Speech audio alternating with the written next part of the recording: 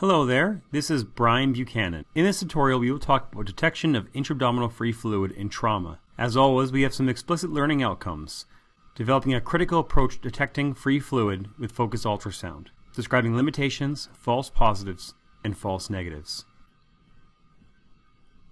The most common probe used in performance of the eFAST, or specifically FAST component of this exam, is the curvilinear probe. This is a blunt probe that has a wide footprint and has a low frequency that allows you to see deep into the abdominal viscera and into the abdominal cavity. The phased array probe, likewise, is also a highly versatile probe which has a low footprint and spreads out in a fan-shaped ultrasound beam. This probe can be used for the abdominal component of the eFAST exam, but also for the cardiac and lung component. Each probe has its advantages and disadvantages, but arguably the curvilinear probe will provide you with a more in-depth assessment in patients with obesity. Probe orientation, as before, is with the screen marker left, and this should line up with your probe marker pointing cephalad, or to the patient's right side, in a transverse or axial view. As we've discussed previously, really focusing on detection of an anechoic space. With time, as blood begins to clot, it becomes more hypoechoic, and perhaps even of mixed echogenicities. Also important to note that anechoic can also mean urine, which again is another form of free fluid which can occur in the case of a bladder rupture. Detection of intraperitoneal free fluid has several important factors, from location of injury, whether it's upper abdominal, whether it's in the pelvis, the time elapsed may lead to more clotting, the presence of adhesions from previous surgeries, bowel gas patterns, blood and fluid volume, patient positioning, and of course the quality of the eFAST exam. Patient position plays a significant role in collection of free fluid. When approaching detection, we really think about two separate areas. That is above the sacral promontory, in the right upper quadrant, left upper quadrant, and below the sacral promontory, in the pelvis. One of the key factors in detection of free fluid is understanding that fluid collects in the most dependent areas, which is determined by body position. But other factors also contribute to source of injury and anatomical constraints, such as adhesions. If the patient is sitting upright, fluid is more likely to collect in the pelvis and lower abdomen, depending on the extent of the free fluid. If laying supine, it will often be in the pelvis or right upper quadrant. The patellorenal space is the most dependent space in the upper abdominal quadrant. Notably, the phrenicocaudal ligament, a peritoneal reflection in left upper quadrant, shunts blood from left upper quadrant toward the patellorenal recess in the right upper quadrant. Fluid will then travel from the right upper quadrant down the pericolic gutter to the pelvis. In reverse, if fluid is overflowing from the pelvis, it will travel past the sacral promontory up the right pericolic gutter to the right upper quadrant and then to the left upper quadrant. Therefore, the right upper quadrant patellorenal space is either the first or second site of fluid accumulation, regardless of location of the intra-abdominal injury. In the right upper quadrant, we place this at the mid-axillary line just below the diaphragm, again with the probe marker pointed cephalad. Left upper quadrant, similarly, mid-axillary line, but a little more superior and a little more posterior.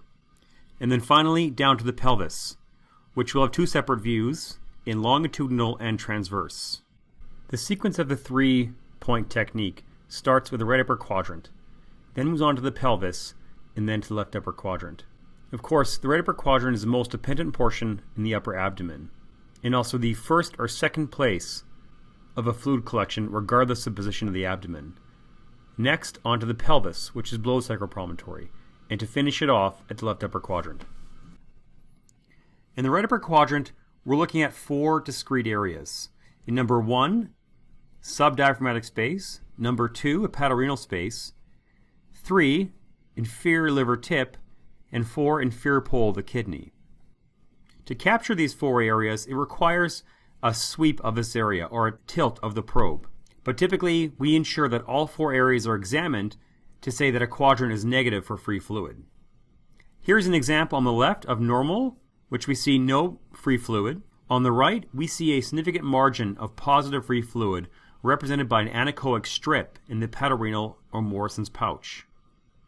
Another example on the right shows fluid above and below the diaphragm. Below the diaphragm, we note that there is some discrete stranding, which may represent loculations, which is not necessarily common to see in examining a patient with acute trauma. Now on to the pelvis, or the suprapubic view. In this case, the probe is placed in the transverse and longitudinal view just above the pubic symphysis. In the transverse view, again with the probe marker facing towards patient's right and the screen marker right, we can look through the bladder for fluid. In examination of the male pelvis, we look in the rectovesicular space. This is the space that is posterior and just superior to the bladder. For females, we're looking mostly at the rectovaginal space or the pouch of Douglas. You may also see fluid accumulate between the bladder and the uterus. Here we have reference range normals. On the left, the male patient with the bladder and the rectum. We don't see any free fluid in this case, as this is potential space. On the right, for the female, we see the bladder, uterus, and rectum, with no anechoic space. Here we see a large anechoic space in the rectovesicular space, behind the bladder. In the case of this female examination, we see fluid accumulating posterior to the uterus, in the rectouterine space, or pouch of Douglas, but also anterior to the uterus. Next on to longitudinal view, again with the probe marker pointed cephalad and the probe placed just above the pubic symphysis. On the left, we see a normal male patient with the bladder, prostate, and bowel posteriorly. Generally, fluid will collect in this specific area here, as we will note that there are other structures like seminal vesicles and the prostate which occupy this particular area, which is non-peritoneal. In a female patient, again, we see the bladder, the uterus, and the bowel behind, and we are most interested in the area that is rectouterine. We can see examples of positive peritoneal fluid in the pelvis in this male patient, which is occurring in the rectovesicular space posterior to the bladder, and in this female patient, which again we see a small, discrete hypoechoic space, which is in the rectouterine pouch. On to left upper quadrant, again, left mid-axillary line. And left upper quadrant, the subdiaphragmatic space is the most common space for fluid to collect, and also the most dependent space. Also the splenorenal space, and similar to the right side, the inferior pole of the spleen, inferior pole of the kidney. We are less interested in a small strip of potential fluid in the splenorenal space if all other quadrants are negative, unless there is a high suspicion of splenic injury. We can see here an example of clearing the left upper quadrant looking below the diaphragm in the splenorenal space and the inferior tip of the spleen and inferior pole of the kidney. This is a negative exam. To declare a negative eFAST, or specifically the FAST component, the study must be done to completion, and that includes clearing all the areas we've discussed. Limitations.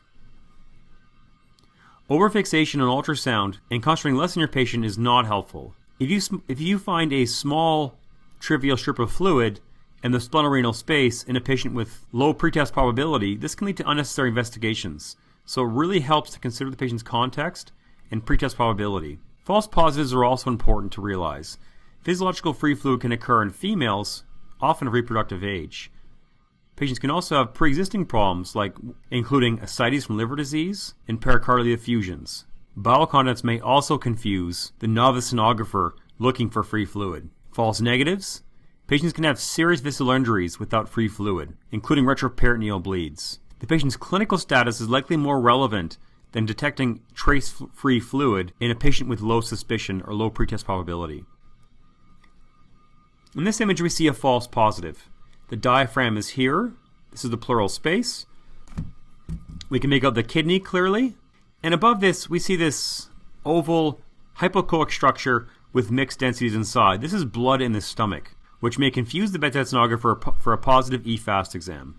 Next, we see perinephric fat, which is more hyperechoic, and this is commonly seen surrounding the kidney, and again may confuse the novice bedside sonographer.